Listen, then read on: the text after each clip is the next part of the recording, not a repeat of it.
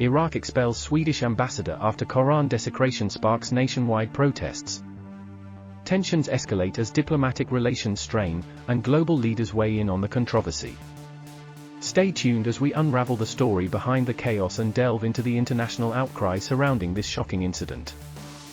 Welcome to Slant News. If you want to support, you can subscribe to our channel.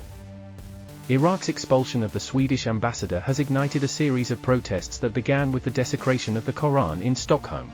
The incident involved Salwan Momika, who not only burned pages of Islam's holy book but also disgracefully stomped on it outside the Iraqi embassy. The outrage grew into a chaotic pre-dawn attack on Sweden's Baghdad embassy, as hundreds of angry Iraqis expressed their fury. Responding to the attack, the Iraqi government swiftly condemned it and retaliated by expelling Sweden's ambassador, and announcing plans to sever ties with the country. The operating license of the Swedish telecom giant Ericsson was also suspended in the process.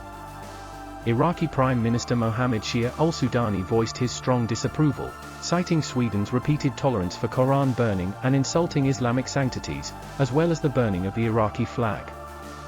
This is not the first time that the burning of religious symbols and books in Sweden by far-right and other activists, protected under the guise of free speech, has sparked protests in European nations. In response to the chaos at the Swedish embassy in Baghdad, protesters, primarily followers of the influential Shiite Muslim cleric Moqtada Sadr, stormed the embassy, clashed with riot police, and set buildings on fire. As a result, the Iraqi government detained approximately 20 protesters.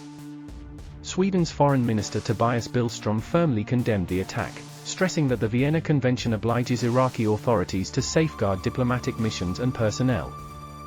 The incident also triggered widespread international condemnation. Countries like Iran, Turkey, Qatar, and Saudi Arabia expressed their disapproval of Sweden's handling of the Quran burning protests. Furthermore, the United States, the United Kingdom, and the European Union expressed concern, criticizing the lack of prevention by Iraqi security forces during the attack on the Swedish embassy in Baghdad. This Quran burning controversy has captured the attention of Muslim-majority countries and even Pope Francis, who unequivocally condemned Salwan Momika's actions. The incident has also shone a spotlight on Sweden's freedom of speech laws, as the courts eventually allowed the burning of the Quran despite initial rejections of such applications. As the situation continues to simmer with Iraq standing firm on its stance, the international community remains vigilant, closely observing any further developments between Iraq and Sweden. On another front, the world has been grappling with a record-breaking heatwave, as July 2023 shapes up to become the hottest month in a century. Extreme temperatures are ravaging regions across the globe, presenting unprecedented challenges and prompting concerns about climate change and its impact on the planet. In addition to the scorching weather, the ongoing conflict between Ukraine and Russia has reached a notable turning point, with the US confirming Ukraine's effective use of cluster bombs against Russian forces.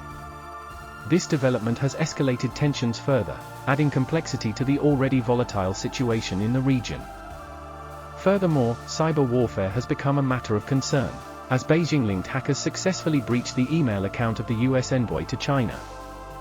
This cyber attack raises apprehensions about the security of sensitive information and the potential ramifications it may have on international relations. As the world grapples with these pressing issues, nations are called upon to address them collectively and decisively, finding solutions that promote global stability, cooperation, and safeguarding the well-being of the planet and its inhabitants. The coming days and weeks are bound to witness continued developments on all fronts, necessitating close attention and coordinated efforts from the international community. Here we wrap up the news on this topic. And be sure to subscribe to our channel.